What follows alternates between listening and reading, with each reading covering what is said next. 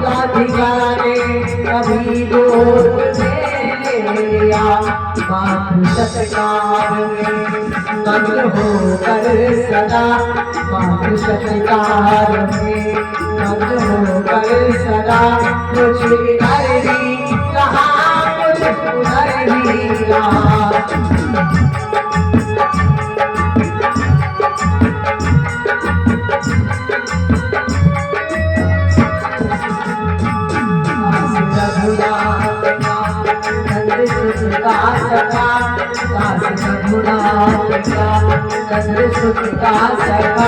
कुछ इधर भी रहा कुछ उधर भी रहा।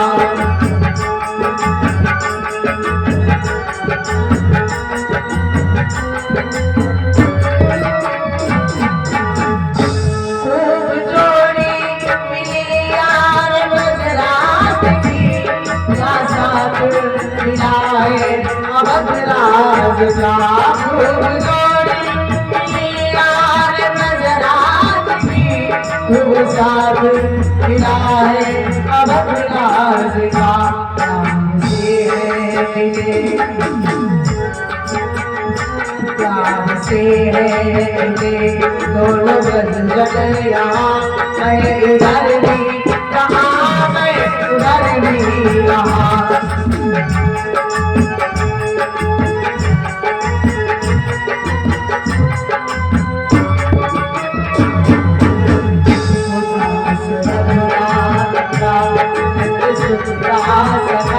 कुछ इधर भी रहा कुछ उधर भी रहा।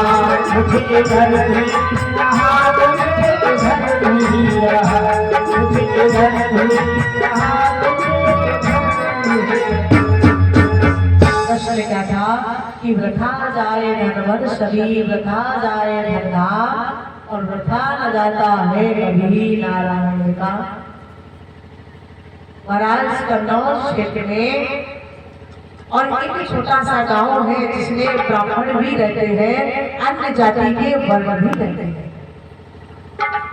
और महाराज उसी गांव में एक अजामिल है, और अजामिल बड़े ही पूर्व में धर्मात्मा थे, और ऐसे धर्मात्मा नहीं थे महाराज। प्रतिदिन पूजन करना, पाठ करना, बड़ों को सम्मान करना, संतों का आदर सत्कार करना और सत्संग भी करना।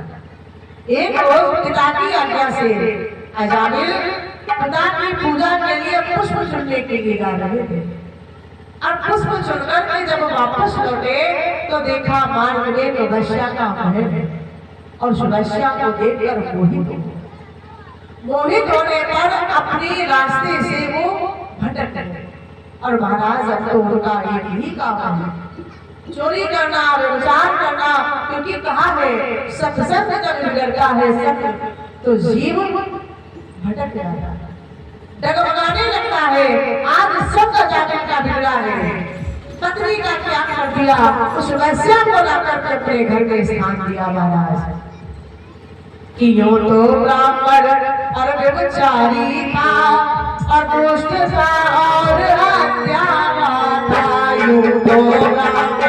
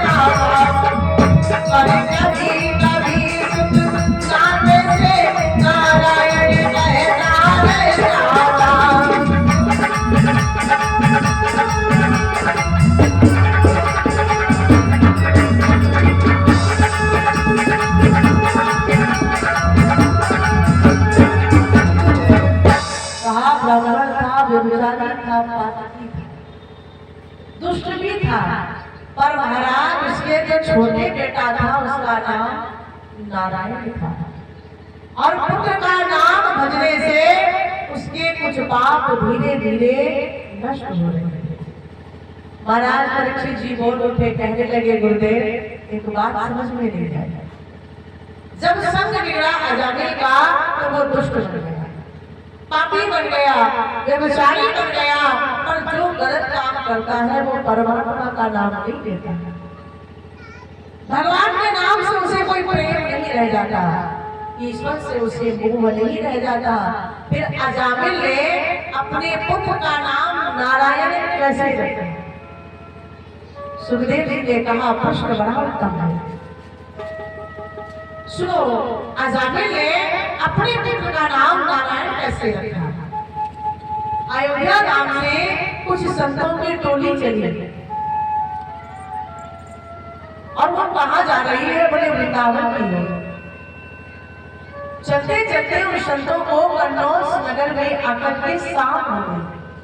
संतों ने मन में विचार किया इसी नगर में रुकने को यदि स्थान मिल जाए तो हम रात्रि यही विश्राम करें। संतों ने चौराहे पर देखा, दृष्टि डाली, कोई मिल जाए तो पता लगा ले, कोई यहाँ पर मंदिर हो, कोई स्थान हो जहाँ हम रात को रुक सके। महाराज पास में खड़ा हुआ एक युवक उससे पूछा, भैया यहाँ किसी सेठ जी का मकान या किसी भक्त का मकान या कोई मंदिर हो उसका पता बता दो, हम रात्रि में रुकना चाहते हैं। अच्छा, कुछ दिन पहले अजामिल ने उसके घर चोरी की थी और वो भी जो है वह बदला लेने के भाव से खड़ा था। बोले कैसे बदला लेना? बोले अच्छा पका कहा सबको से, हाँ हाँ हमारे गांव में एक बड़े अच्छे धर्मात्मा है, सज्जन है, उनका नाम है अजामिल, आप उन्हीं के घर चले।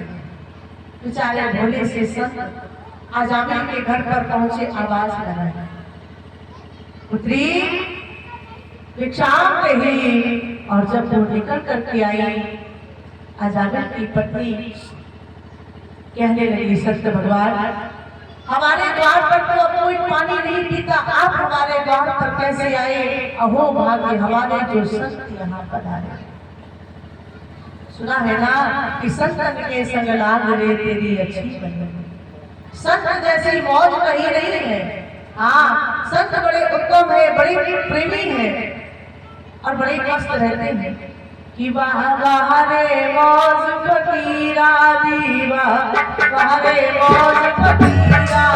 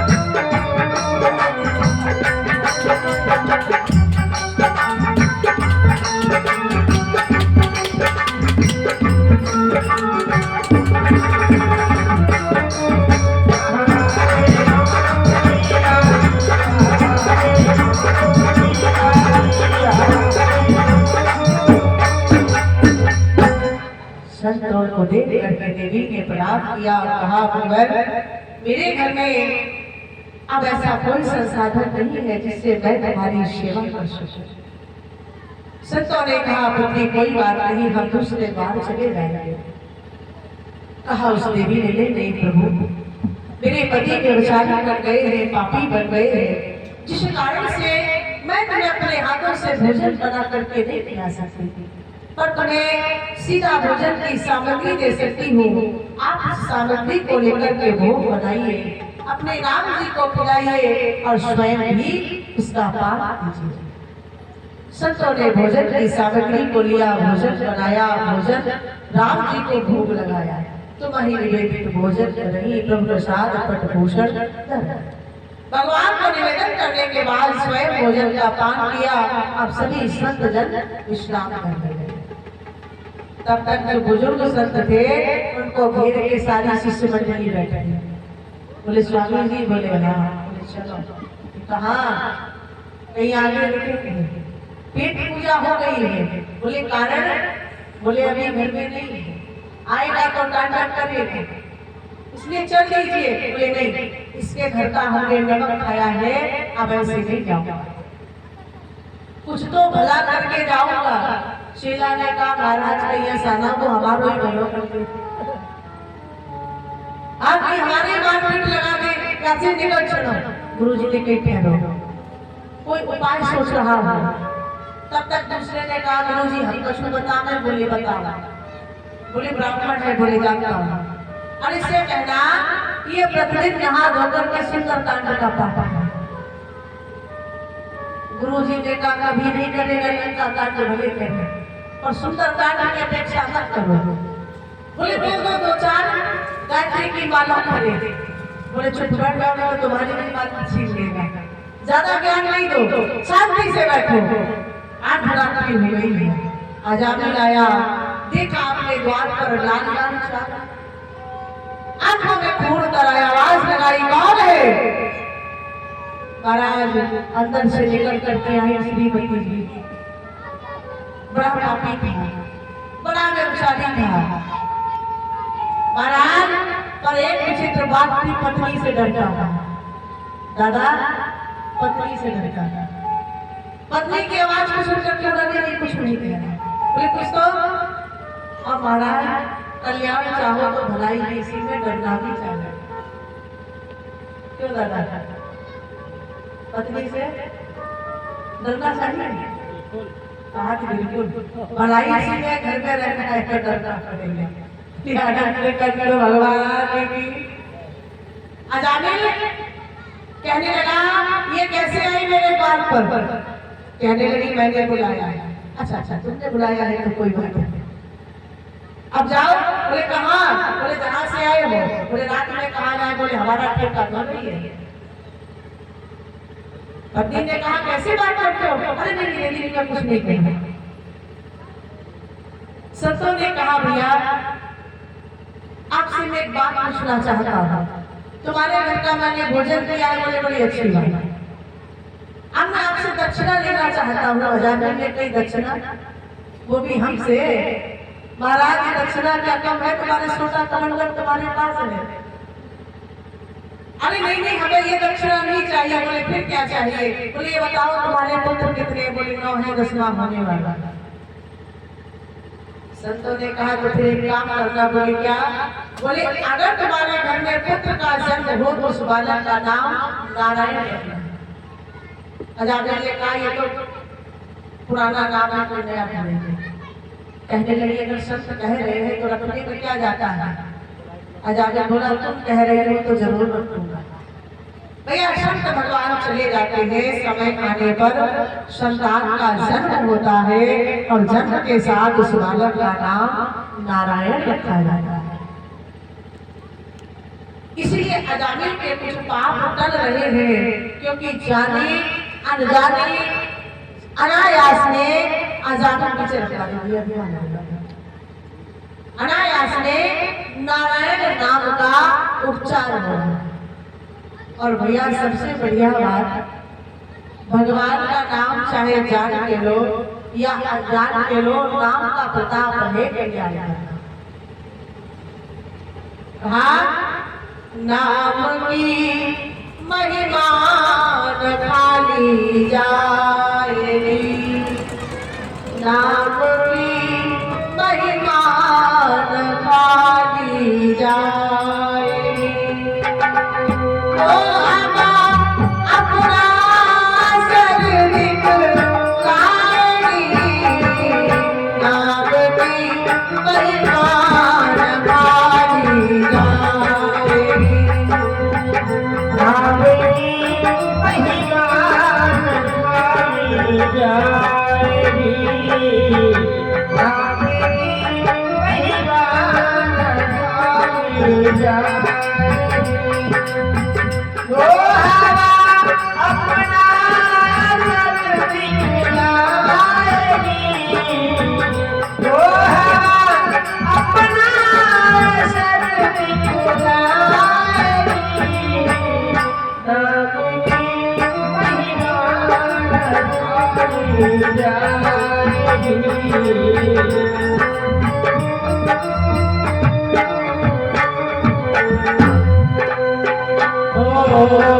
आग छूलो जाने करिया भूल कर, आग छूलो भूल करिया जाने कर, ये जलने से न बचने पाएगी, नाम की महिमा न खाली जाएगी, नाम की महिमा न खाली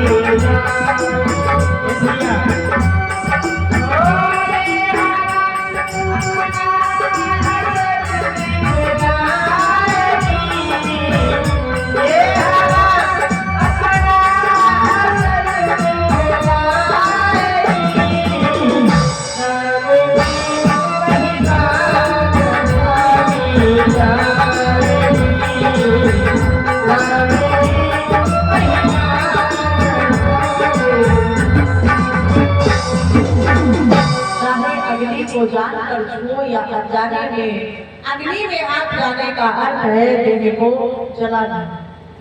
मिर्च जान करके खाओ या अनजाने में, उसका कार्य है जिह्वा को कड़ू लगना। वैसे ही नाम का प्रभाव है। महाराज अंतिम समय आ गया है, अजामिल का यमराज लेने आए हैं प्राण। अब तो अजामिल को कोई नहीं दिखाई दिया, सिर्फ उसे अपने नारायण की याद आई। आवाज लगा रहा है, ओ काले काले काल विरुद्ध, हाँ हाँ मुझको तड़पाते हैं, ओ नारायण ले बचा मुझे, मुझको पकड़े ले जाते हैं।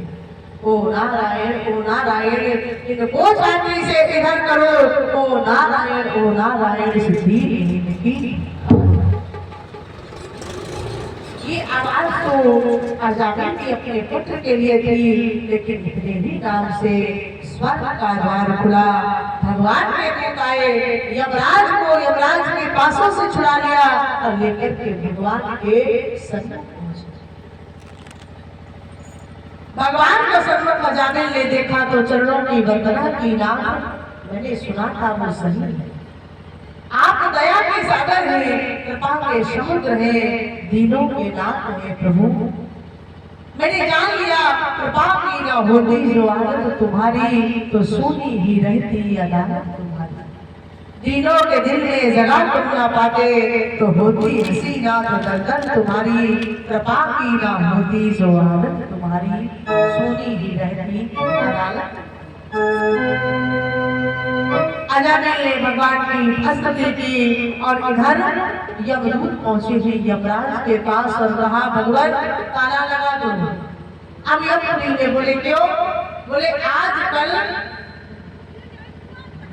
सुरपुर में भगवान के यहाँ पापियों की मांग हो रही है, वहां पापी लोग जाएंगे और जब सुरपुर में पापी लोग जाएंगे तो यहाँ कौन आएगा, इसलिए ताला लगा दो। बोले कारण?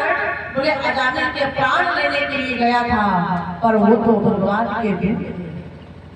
बोले कुछ पता लगाया? बोले हाँ, अजामिल ने नारायण का नाम लिया, लेकिन उसने अपने पुत्र को नाम लिया। यमराज ने कहा धीरे बोलो, यमपुरी में पड़ी हुई ये आत्माएं यदि इन्होंने कहीं नाम सुन लिया और इन्होंने नाम स्मरण कर लिया, ये नाम सुना गुणकारी है, कल्याणकारी है, जीव का कल्याण ही करता है।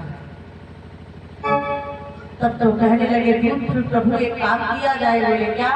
बोले जीवन पर्यंत पाप किए जाए, दूसरों को तकलीफ पहुंचाई जाए, दूसरों को समस्याएं दी जाए, और जब अंतिम समय आए तो राम नाम रट लिया जाए। ये कैसा रहेगा? बोले ये भी नहीं होगा। भैया कहने का तात्पर्य अजामिल का कल्याण तो उसके पुत्र नारायण से हो गए। बुरा नहीं मानना यदि आप कोई बैठे हो, मैं बात पर यही बोलती हूँ। अजामिल का कल्याण तो नारायण नाम से हो गया, पर आजकल तो वो भी होने वाला नहीं है, क्योंकि बच्चों के नाम आजकल माता पिता पता नहीं कहां से ढूंढ के लाते हैं। राम सीता तो गायब ही हो गए। हाँ, कहेंगे नहीं, हो सकता है कोई बैठा हो और हमारे अपने से कर महाराज एक बड़ी सच्ची और अद्भुत घटना घटी है हमारे पड़ोस में। वृंदावन के निकट एक जिला है जिसे कहते हैं डिस्ट्रिक्ट अलीगढ़, सभी ने सुना होगा। और अलीगढ़ में हमारे चौधरी परिवार बहुत है, यहाँ कोई हो तो अपने ऊपर मत ले लेना। अब चौधरी परिवार की माता जी हर रोज विष्णु भगवान के मंदिर में जाती थी। वही छोटी सी शिवलिंग थी, उस पर जल चढ़ाया करते थे। और एक रोज भैया जल चढ़ा के लोटा घर पे भूले, और जब तक दूसरी आई तो लोटा लेके चली गई। अब भैया जैसे ही उठी पूजा करते तेरी मेरे लोटा कांगे।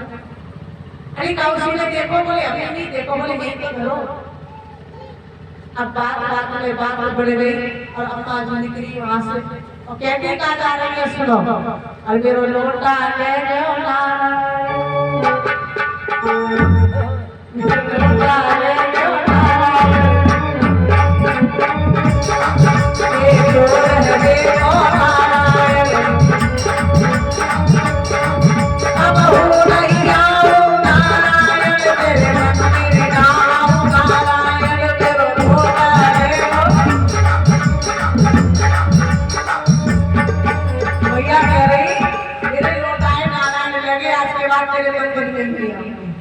और जैसे ही गली से निकल रही, अब पड़ोस में एक नारायण ठाकुर जी का मकान था, और जो ठकुरानी ने सुनी कि मेरा नारायण लोटा ले आयो, और जब मैया ने 2 लोटा निकाले और ले हम अपने लोटों में पकड़ घंटा बजते चिल्ला रही, नारायण हो नारायण हो।